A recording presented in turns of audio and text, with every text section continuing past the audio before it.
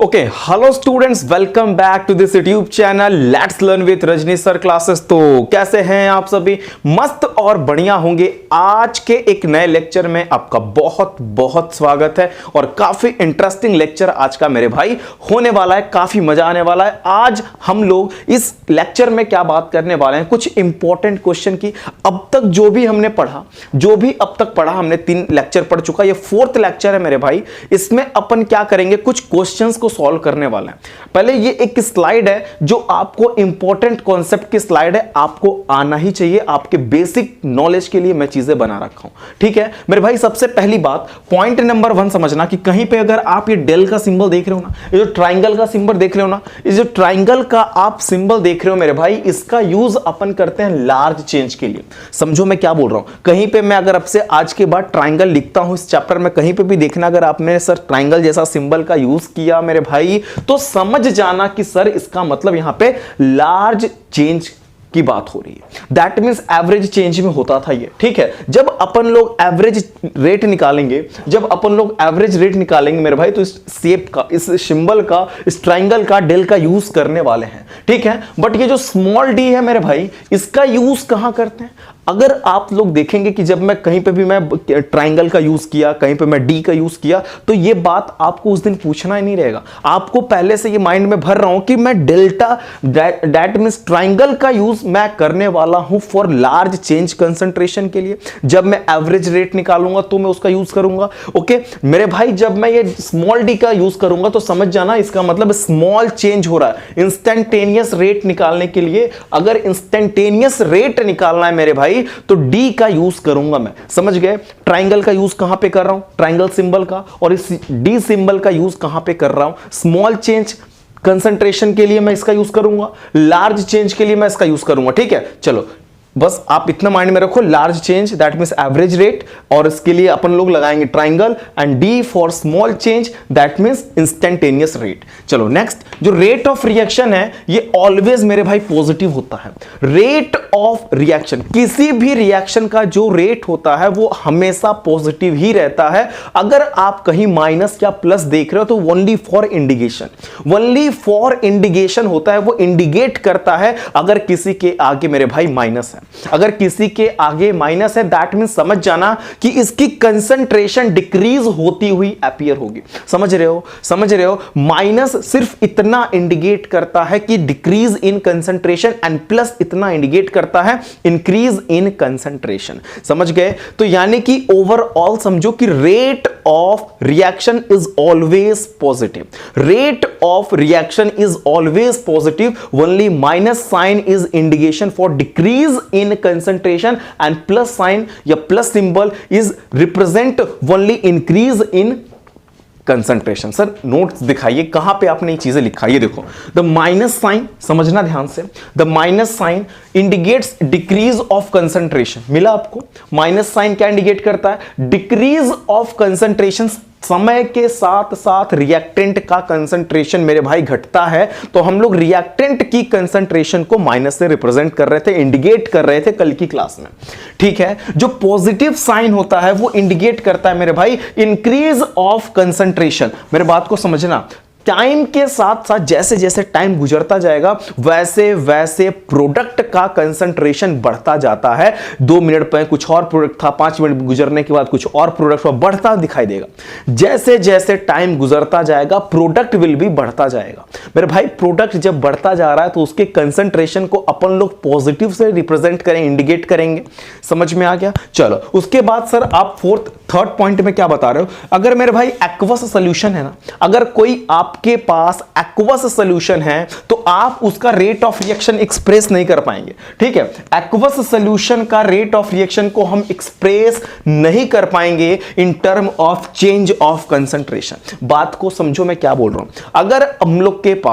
अगर हम लोग चाहें कि एक्वस सॉल्यूशन का क्या निकालना है मेरे भाई, एक्वस सॉल्यूशन का अगर आप लोग रेट ऑफ रिएक्शन लिखना चाहते हैं in term of change of concentration तो हम नहीं लिख सकते। समझोगे मैं क्या बोल रहा हूं, अगर एक्वस सॉल्यूशन का रेट ऑफ रिएक्शन की बात करूं तो हम लोग एक्सप्रेस नहीं कर सकते, रेट ऑफ रिएक्शन एक्सप्रेस नहीं कर सकते अगर वो सॉल्यूशन एक्वस है। अगर वो सॉल्यूशन एक्वस है, सॉल्यूशन है मेरे भाई तो एक्वस होगा ही, है ना। सॉल्यूशन बोलने का मतलब ही एक्वस की बात हो रही है, ठीक है, कोई जरूरी नहीं नॉन एक्वस भी होगा, तो ऐसी बात नहीं है। मतलब मैं समझाना चाह रहा हूं कि अगर वो एक्वस सॉल्यूशन है तो rate of reaction can not be expressed in the term of concentration, in the term of change of concentration की टर्म में नहीं कर पाएंगे। क्यों?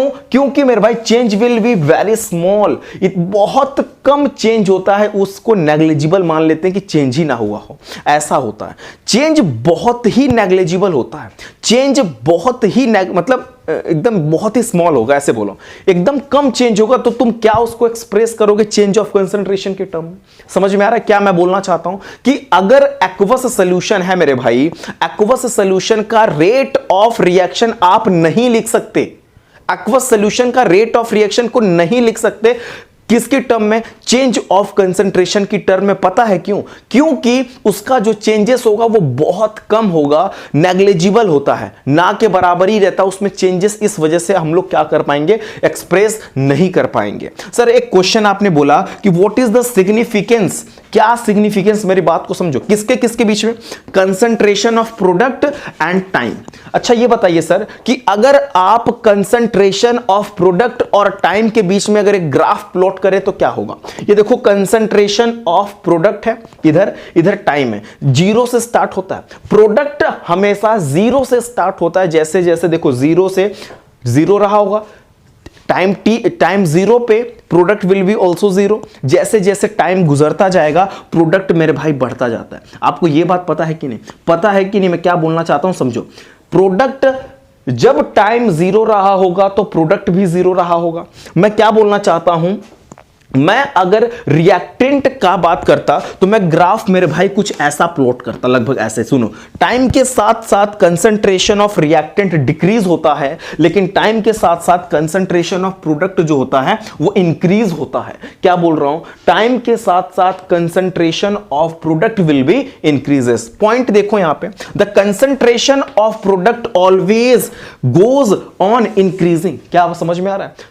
प्रोडक्ट का कंसंट्रेशन हमेशा इंक्रीज होता हुआ आपको दिखेगा। इसका मतलब यह है कि जो रेट ऑफ रिएक्शन होगा ना वो हमेशा पॉजिटिव निकल के ही आएगा। रेट ऑफ रिएक्शन अगर हम प्रोडक्ट का लिखें तो हमेशा क्या आने वाला है, रेट ऑफ रिएक्शन प्रोडक्ट का हमेशा पॉजिटिव ही आएगा। पता है क्यों? पता है क्यों? मैंने आपको बताया ना, ये कंसंट्रेशन ऑफ प्रोडक्ट और टाइम का ग्राफ प्लॉट करोगे तो ये जीरो से निकल के जाता है मेरे भाई, ये जीरो है। और ये बस समझ लो कि टाइम जीरो रहा होगा तो प्रोडक्ट भी जीरो रहा होगा, जैसे जैसे टाइम गुजरता गया होगा प्रोडक्ट बढ़ता जाता है। और यही अपना क्वेश्चन था कि जरा बताइए कि कंसंट्रेशन ऑफ प्रोडक्ट और टाइम में क्या आप सिग्निफिकेंस कर रहे हैं या टाइम का। पहले तो ग्राफ से अगर समझ गए तो सेंटेंस समझ में आ जाएगा, अगर ये ग्राफ समझ गए तो सेंटेंस भी समझ में आ जाएगा। एक बार मैं रीड कर देता हूं, concentration of product always goes on increasing.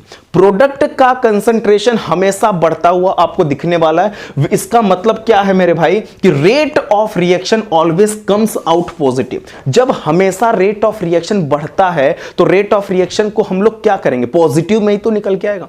Decrease तो हो ही नहीं रहा है, डिक्रीज तो हो ही नहीं रहा है कि माइनस में आए। तो इसको नोट करो, एक स्लाइड आपके सामने और लगाता हूं, न्यूमेरिकल की स्लाइड है मेरे भाई, इसको नोट डाउन करें फटाफट। स्क्रीन आपके सामने स्लाइड नंबर 2 लग गया। इसमें एक क्वेश्चन अपन सॉल्व करेंगे, बहुत ही इंपॉर्टेंट और इजी क्वेश्चन है, बहुत इजी वे में अपन पढ़ने वाले हैं मेरे भाई। सबसे पहले अगर ये क्वेश्चन आप ट्राई करें वीडियो पॉज करके तो बहुत अच्छी बात है, एक बार ट्राई करिए एंड फिर आप लोग चेक करिए मैं कैसे सॉल्व करता हूं। वीडियो पॉज करके कर लो, फिर उसके बाद करते हैं हम लोग, ठीक है।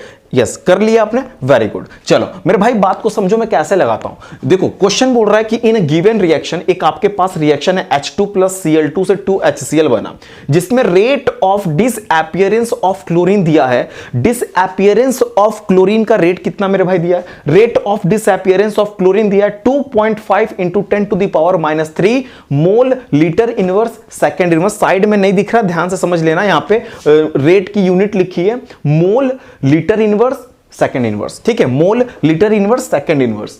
कैलकुलेट, देखो क्या क्या निकालना है वो समझो बात को, ठीक है। एक तो अपन को निकालना है calculate the rate of reaction, ठीक है, and rate of formation of HCl। दो चीज निकालना है, इस रिएक्शन का रेट निकालना है अपन को, और इस रिएक्शन में HCl का जो फॉर्मेशन की रेट है वो बताना है। सबसे पहले मेरे भाई हम लोग एक रेट ऑफ रिएक्शन को मैंने आपको बताया था कैसे रिप्रेजेंट करते हैं। देखो मैं यहां पे लिखता हूं रेट ऑफ रिएक्शन। मेरे भाई बात को समझना, रेट ऑफ रिएक्शन अगर अपन को लिखना हो तो माइनस लगाएंगे, D of concentration of H2 by dt, इसका रेट ऑफ रिएक्शन ऐसे ही तो लिखते हैं, ठीक है। चलो इज इक्वल टू माइनस लगाएगा, क्योंकि रिएक्टेंट का कंसंट्रेशन को अपन माइनस से ही तो दिखाते हैं, क्योंकि डिक्रीज हो रहा है तो माइनस कर दो, इसका कोई कोफिशिएंट तो है ना, ठीक है। तो D of Cl2 by dt, try करो भाई मेरे जल्दी जल्दी, ठीक है। इज इक्वल टू, ये प्रोडक्ट है तो +1/2 कर लेंगे अपन लोग, and D of concentration of HCl हो जाएगा, एंड dt कर लेना यहां पे। समझ में आया? सबसे पहली बात की रेट ऑफ रिएक्शन आपको लिखने आना चाहिए मेरे भाई। अब मैं क्वेश्चंस को पढ़ता हूं, देखता हूं क्या क्या गिवन है। ओके क्वेश्चन मैं पढ़ रहा हूं, तो rate of disappearance of chlorine दिया, यहां पर मैं लिखता हूं रेट, बात को समझना ध्यान से, रेट ऑफ डिस, ठीक है, डिसअपीयरेंस, बात को देखो यहां पे, appearance of chlorine, rate of disappearance of chlorine, that means chlorine ये रहा ना, ये रहा, देखो तो ये माइनस का कोई माइनस तो मेरे भाई बस ये इंडिकेट करता है ना, ये माइनस तो ये इंडिकेट करता है कि कंसंट्रेशन उसका डिक्रीज हो रहा है, ठीक है। ये देखो मैंने लिख दिया rate of disappearance of chlorine, यही तो है, और इसका भी बताया गया रेट कितना है मेरे भाई, 2.5 इंटू 10⁻³ मोल लीटर, जो भी है mole litre inverse second inverse, समझ जाना, ठीक है। चलो इतना तो बात पता है, लेकिन एक बात समझो, अब बोल रहा है कि रेट ऑफ रिएक्शन निकालो। तुम लोग एक बात को समझना मेरे भाई कि रेट ऑफ रिएक्शन इसके इक्वल है, ये इसके इक्वल है, ये इसके इक्वल, सारे एक दूसरे के इक्वल हैं कि नहीं है। तो अपन लोग सीधा सीधा बोलेंगे कि रेट ऑफ, क्या लिख दिया मैंने, रिएक्शन एंड रेट है ना, रेट ऑफ रिएक्शन ये रहा, रिएक्शन ऑफ रेट, रिएक्शन इसका इधर से अंडरलाइन खत्म करो, रेट ऑफ रिएक्शन, ओके, इधर लिखो रेट ऑफ रिएक्शन। हम लोग बोल सकते हैं कि नहीं उसको 2.5 into 10⁻³ mole litre inverse second inverse. अपन का एक आंसर कंप्लीट हो गया, बहुत सिंपल था मेरे भाई, है ना। आखिर सोचो रेट ऑफ रिएक्शन निकालना है तो इसकी वैल्यू गिवन है, ये इसके इक्वल, ये इसके इक्वल, सारा एक दूसरे के इक्वल है, तो रेट ऑफ रिएक्शन इसके इक्वल ना हो जाएगा। तो रेट ऑफ रिएक्शन मेरे भाई इतना दे रखा है, आखिर क्लोरीन का रेट ऑफ डिसअपीयरेंस दिया है ना, वो हो गया, तो rate of reaction is equal to ये निकाल दिया। चलो अब बोल रहा है कि rate of formation of HCl निकालो, कोई बात ना, हम लोग निकालते हैं। देखो रेट ऑफ क्या बोल रहा है मेरे भाई, रेट ऑफ फॉर्मेशन, यही है rate of formation of HCl। अगर आपको rate of formation of HCl की मैं बात करूं तो ये मेरे भाई +1/2 d of concentration HCl by dt होगा कि नहीं होगा। इसी का रेट तो पता करना है अपन को, इसी का तो पता करना है, rate of formation of HCl, इसका हम लोग को निकालना है, यही तो नहीं पता हमें। तो हम क्या करेंगे, हम लोग को इसकी वैल्यू बतानी है और ये पता है ऑलरेडी, तो क्यों ना ये दोनों आपस में एक दूसरे के बराबर हैं, तो हम इन दोनों को इक्वल कर दें। ध्यान देना मैं क्या कर रहा हूं मेरे भाई, हम दोनों, इसकी वैल्यू आपको ऑलरेडी पता है, ये रहा, और इसका आपको निकालना है। रेट ऑफ डिसअपीयरेंस आपको पता है और रेट ऑफ अपीयरेंस निकालना है, तो हम लोग क्या करेंगे, ऐसे इसको ऐसे लिख सकते हैं हम लोग, ध्यान दो, D of concentration of chlorine, ध्यान दे रहे हो कि नहीं मेरे भाई, dt समझ में आ रहा है, इज इक्वल टू, ये अपन लोग इसको लिख देंगे 1/2 d of concentration of HCl, ठीक है, concentration of HCl by dt। That means अपन लोग को यही तो निकालना था, अपन लोग को यही तो निकालना है HCl बाई डी टी कितना होगा, यही तो नहीं पता अपन लोग को। चलो उसी की मैं बात कर रहा हूं। एक बात समझो कि यहां पे 2 इसका डिवाइड में है ना कोफिशिएंट, तो इधर लाऊंगा तो मल्टीप्लाई में होगा कि नहीं होगा। ये डिवाइड में इधर लाके मल्टीप्लाई कर दो। इसकी वैल्यू तुम्हें कितनी पता है, इसकी वैल्यू देखो यहां पे, तो मैं क्या कर सकता हूं, देखो यहां पे लिख रहा हूं, इधर स्पेस कम है, इधर लिखता हूं, इसके लास्ट लाइन है, लास्ट लाइन ध्यान से देखना, इसके बाद वाली लाइन है यहां पे देखो मेरे भाई, स्पेस थोड़ा कम है ना, ये इसके इक्वल है ना, ये इसके इक्वल है ना, मैं इसको यहीं रोक देता हूं, इसको मैं यहीं रोक देता हूं, डी ऑफ HCl, ठीक है, ध्यान दे रहा हूं, डी ऑफ एच मतलब, ठीक है, और D T is equal to, उसको मैंने यहीं रोक दिया, ये 2 यहां पे जाके मल्टीप्लाई करेगा, इसकी वैल्यू कितनी मेरे भाई 2.5, तो पहले 2 into 2.5 into 10 to the power कितना है मेरे भाई -3 है ना। चलो 2 और 2.5 का मल्टीप्लाई कर देंगे हम लोग तो कितना आ जाएगा आंसर, 5 इंटू 10 की power -3 mole litre inverse second inverse, answer आ गया मेरे भाई। ये देखो इसका आंसर आ गया, ये रहा, ठीक है, बात को समझे, डी मतलब निकाल दिया कि नहीं हम लोग ने। बहुत सिंपल सी चीज है, कोई बहुत बड़ी बात नहीं, इसको एक बार आप सॉल्व करने की कोशिश करो, मैंने क्या क्या किया। अगर ये नहीं समझ में आया तो कमेंट बॉक्स में बताना, sir question number 1 question number 2 ना समझ में आया, ठीक है। इसको नोट करो, एक क्वेश्चन और आपके सामने सॉल्व करता हूं, मजा आ जाएगा। नोट करने, सेकंड क्वेश्चन लिया, बहुत इंटरेस्टिंग। पहले एक काम करो कि क्वेश्चन को सॉल्व करने की कोशिश करो। देखो क्वेश्चन आपसे लग रहा है क्या, कुछ दूर तक तो चलो, कुछ स्टेप तो सॉल्व करो, मजा आ जाएगा, समझ में आएगा, काफी इंटरेस्टिंग चीजें हैं, ठीक है। हम लोग कंप्लीट डिटेल बात करने वाले, लेक्चर थोड़े बड़े हो रहे हैं तो आप लोग उसके लिए बेचैन ना होना, ठीक है, लेक्चर बड़े हो रहे हैं, कोई दिक्कत की बात ना है। ये देखो, फॉर एन एलिमेंट्री रिएक्शन, एक एलिमेंट्री रिएक्शन अपन के पास है, 2a + b से मेरे भाई 3c बना। एक मैंने एलिमेंट्री रिएक्शन लिया, एलिमेंट्री रिएक्शन ऐसे रिएक्शन को बोलते हैं मेरे भाई जो 1 स्टेप रिएक्शन हो, एक स्टेप रिएक्शन को एलिमेंट्री बोलते हैं, और एक कॉम्प्लेक्स रिएक्शन होता है जिसमें 2-4 एलिमेंट्री रिएक्शन से मिलकर बने, 2 एलिमेंट्री 3 एलिमेंट्री रिएक्शन मिल के बनते हैं, उसको अपन कॉम्प्लेक्स रिएक्शन बोलते हैं। सर ये एलिमेंट्री रिएक्शन तो समझ में आ गया कि जो रिएक्शन 1 स्टेप वाले होते हैं उसको अपन बोलते हैं एलिमेंट्री रिएक्शन। मेरे भाई मैंने एक रिएक्शन है 2a + b से 3c बन गया, right. The rate of formation of C का रेट ऑफ फॉर्मेशन दे रखा है इतना, समझ में आ रहा है। Calculate the rate of reaction, एक रेट ऑफ रिएक्शन निकालना है, and rate of disappearance of A, यानी कि 2 चीज इसमें भी अपन लोग को निकालना है। बहुत इजी वे में सॉल्व कराना का सिखाता हूं मेथड। सबसे पहली बात, जब भी क्वेश्चन मिले मेरे भाई इस तरीके का, तो आप रेट ऑफ रिएक्शन लिखने की कोशिश किया करो।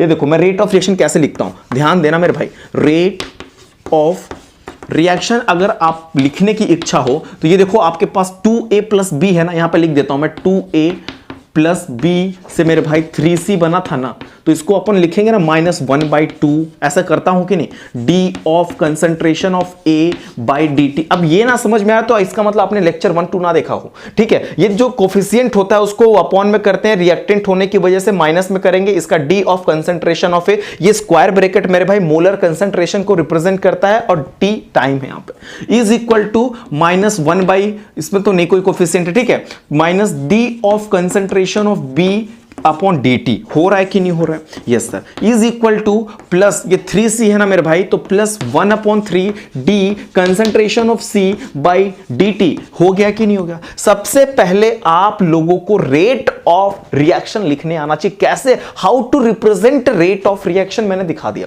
कोई भी रिएक्शन के को कैसे रेट ऑफ रिएक्शन में रिप्रेजेंट करते हैं, ये मेथड सिस्टम समझ में आ रहा है, वेरी गुड। अब गिवन देखते हैं क्या अपन को है। The rate of formation of C दे रखा है, लिख लो मेरे भाई, rate of formation, rate of formation, rate of formation of C कितना है मेरे भाई, सी कितना है देख लो, यहां पे सी लिख देता हूं मैं, 1/3 डी कंसंट्रेशन ऑफ सी। अच्छा ये दिया कितना है, एक सेकंड को इरेज करने दो, जस्ट वेट, ठीक है।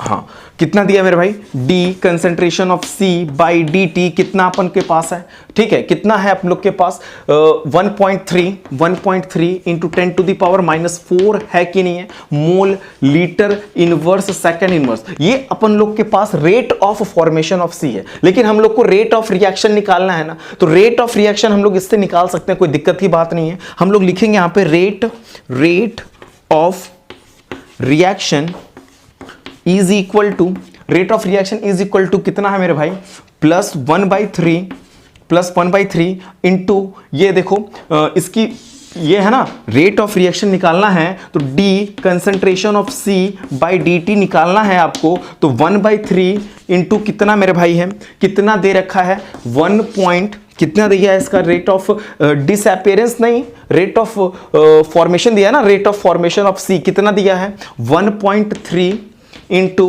10⁴ -4 है ना, कर लीजिए -4। समझ में आ रहा है क्या कर रहा हूं, 1/3 दिया था इसका, और ये rate of formation of C दे रखा है, only rate of formation of C दिया ना इतना, तो भाई मेरे भाई इसकी वैल्यू दे रखी इतना, मतलब rate of formation of C 1.3 into 10⁻⁴ तो ये -1/3 इसके कोफिशिएंट से इसका मल्टीप्लाई कर देंगे, जो भी इसका रेट दिया था, जो भी रेट दिया था, ठीक है, जो भी रेट मेरे भाई है उसका मल्टीप्लाई अपन लोग 1/3 में कर देंगे। 3 से अगर इसका डिवीजन करें मेरे भाई तो आ जाएगा आपका 0.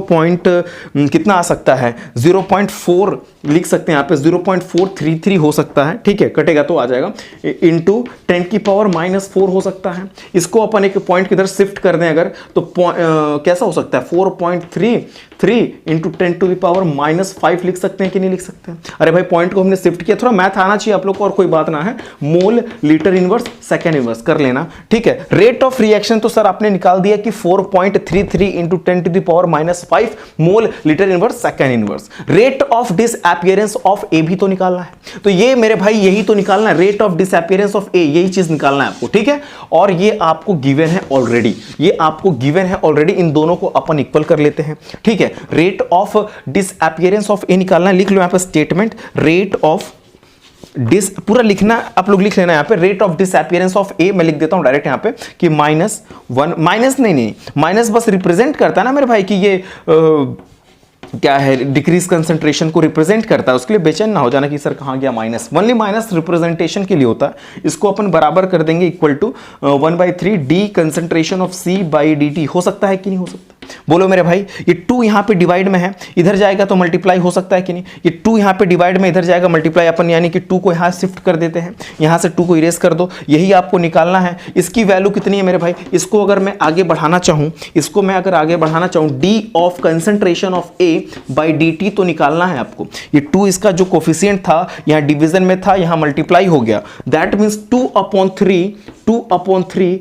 इंटू इसकी कितना दिया है, rate of formation of C कितना दिया था मेरे भाई 1.3 इंटू 10⁻⁻4 दिया है कि नहीं दिया, दिया है सर। अगर अपन 3 का डिवाइड 2 में कर दें, 3 का डिवाइड 2 में कर दें तो 0 पॉइंट कितना आ सकता है बताओ, 0 पॉइंट कितना आ सकता है 66 आ सकता है। इसका मल्टीप्लाई अगर इसमें कर दें 0.66 का मल्टीप्लाई 1.3 में करेंगे तो नियर अबाउट मेरे भाई कितना आना चाहिए 0.86 के आसपास आ जाएगा। दैट मींस पूरा को अगर इसको पूरे को सॉल्व करें, इसका डिवाइड इसका मल्टीप्लाई, तो मेरे भाई नियर अबाउट इसका 0.866 इंटू 10⁻⁴ हो जाएगा। अगर इसको पॉइंट को इधर शिफ्ट कर दें तो 8.66 into 10⁻⁴ mole litre inverse second inverse will be हो जाएगा। यानी कि हमें यह भी पता चल गया, ये हो गया इसका आंसर, ये आप लोग ने नोट कर लिया 8.66 इंटू 10⁻, अच्छा हमने पॉइंट को इधर जब शिफ्ट करेंगे